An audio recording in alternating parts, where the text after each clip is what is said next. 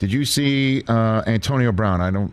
I said I wasn't going to talk about him very much anymore, but You did. Well, I mean, the question is he going to get back in the league? And we all know he was saying that his ankle was very jacked up, but apparently it's not jacked up enough for him to get surgery on to live his life. And he said, according to TMZ, I need to get my ankle fixed, but I just want to make sure I got an obligation or a commitment from a team. It's a lot for a guy to go do surgery without an idea of where you're going to work or who you're going to work for. I don't understand that. That anybody who wants to go get him will say, okay, now open your ankle up, and then we'll see what type of person you are after the surgery. I mean... Or he just wants him to pay for it? I don't know. Because right now it sounds like he's holding his ankle hostage. I don't know. That would be a new one. I've never... Boy, that just wraps up the March, doesn't it? Gosh. Antonio Brown says he will come back and get surgery in his ankle, but you've got to make the move first before he goes, I'm not going to have surgery if I don't know who you are. I'm not going to cut my ankle open for just anybody. But I would want to think that he would do it, get it done with, and then show everybody how good he looks. Not like, come hire me, and then I'll get ankle surgery, and then you'll see how good I am. I think, Chris, I've never heard of that before. I know I'm just going to contradict myself here because I said sometimes I don't see how you can think about that all the time. But now I completely agree with Chris. He probably does want a team to pay for it. What, he doesn't have insurance? Yeah, but Yeah, but maybe his deductible has been met. I can't believe we're having this conversation. They won't give him painkillers. Wow. I don't know. All right, so there's that one. The timeline of Arians' decision is part of a huge conspiracy theory. Yeah. That, as you know, was born in February by Brady's initial decision to retire. And the idea was Arians and he were not getting along. So let's place that aside for the moment and just get directly into the timeline as best you can tell of when Arians decided and how the announcement came about to retire. Sam. Yeah, so the days do run together. I was talking in the green room to somebody, and I thought it was the weekend right now. So forgive me if my days run together, but it was almost a week, probably a week ago, maybe, that I knew this was going to be coming down the pike. And, Peter and I were careful not to work too much in tandem. We are competitors, but we had a timeout, an interview with Bruce. And so that was, I think, on Saturday. Right. But I'm talking about Arians' decision. Arians' decision. Well, I mean, if you listen to Bruce, Bruce talks about wanting to retire after last season and really flirting with the idea of retiring after winning the Super Bowl and going out on top. And then Jake, his son, really convinced him to come back and make another run at it. And so he did. And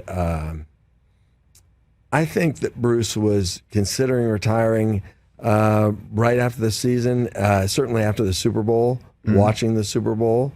And, so Tom retired. When Tom came back, to hear Bruce tell it, that set up Todd Bowles with a team that was a competitor, the Super Bowl competitive team. And so Bruce felt like good about handing it off. But I think Bruce was going regardless. So, but why wait till March? You know what I'm saying? Like, why, if he's going to go... So when the window does close, the interview window closes, he's able to directly hand the team to Todd Bowles as opposed to going through the whole interview process. And it locks in all the assistant coaches.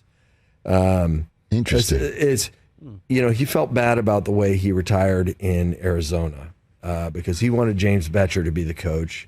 Steve Wilkes got the job. Cardinals went 3-13, and Wilkes lasted one season. But that whole staff got blown out.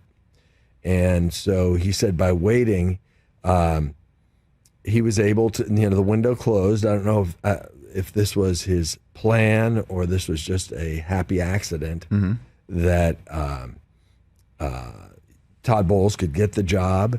They wouldn't have to go through the whole process, the interview process, and those guys would be locked in.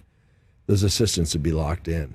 But it is a mystery. It's, people are going to put two and two together. They're going to speculate about that.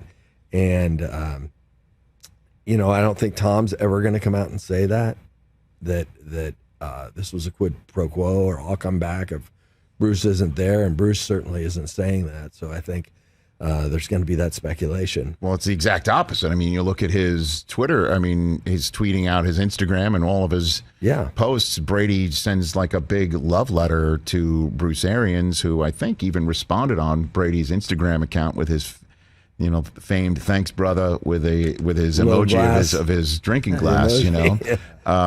And so and Arians was very vehement when I think it was former player Rich Orenberger tweeted out that Arians and Brady were not at all on the same page, that Arians was, kind of sticking his nose in the game plan that Brady and Leftwich had concocted. I mean, like that is the narrative. So is there any smoke in that?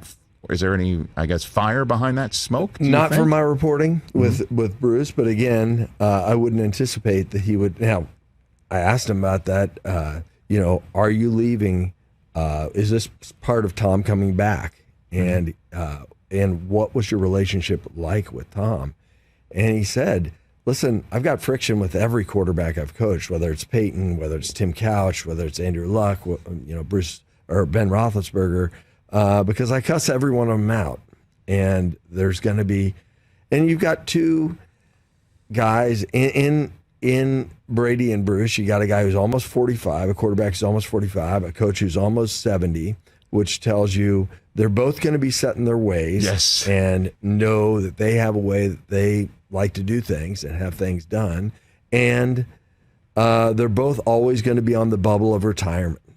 And, so, again, I think this speculation will live on forever, but I don't think either guy is going to betray that. It's going to be someone who was a third party to that, witnessing that and saying that. But I haven't heard that compelling case yet. Because the timeline that you have laid out and Arians has laid out and the Bucks have laid out and your reporting with Peter King has laid out does have Brady saying farewell, right?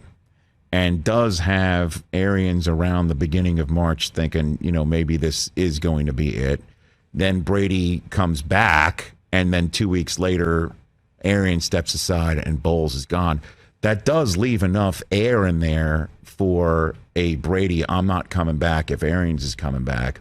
Yeah. And then things work in motion where Arians is like, you know what? This could be perfect timing then. Like, I don't want to have what happened in Arizona to have happened here. I can make all the maneuvers and push the levers to make sure my guys are taken care of. I'm now going to go in the front office. I leave here, my head held high. He's not in a hospital because I know that's part of his concern is his health concerns. Right. And it's a win-win all around. Like, is that a possible sort of scenario? Yeah, I don't think we don't traffic in this sort of thing, but this is the stuff that is being trafficked right now. I don't think the timeline precludes that. My reporting at this time has not led me there, but has not barred the possibility of that. I just, don't have independent reporting that supports that this was an arrangement where, Tom, I can certainly see if you want to follow the breadcrumbs there, you can see that. But, at least as far as I know, I can't say that I can't connect those two with a direct line. Sure. And then because the timeline does also allow for the idea that Brady on his own decides to retire because he just doesn't know. And then he goes through his 6 weeks of walkabout or, hanging out or what have you. Yeah. And he decides, you know what, I really want to come back. And at the same time, Arians is going through all of this stuff. And he's like, if I wait till after March, hey, this can actually help out where I set everybody up. And those two actually come to what? Glazer's attention or Light's attention. And voila, you've got Brady back and Arians now gone. And Arians and Brady genuinely like each other, and that Instagram account is all flat out like what it intends to be. Right. Right. I mean, I guess the two really strange elements of this, that the puzzle pieces that might not fit, is Tom walking away after being in the MVP conversation and coming so close and playing so well, belying his age, as we've seen that, yes. and picking up velocity when he came to Tampa. It really seemed like he got better as opposed to some of the other quarterbacks at the end of their careers, and Peyton and Drew Brees, and losing velocity. And Bruce walking away from a team with Tom Brady and a chance to win another Super Bowl and maybe cement his Canton legacy. That is going to be part of the big mystery. But it's going to have to be somebody else who steps up and is ready to pass along that information, because I haven't gotten that, but I've certainly heard the speculation.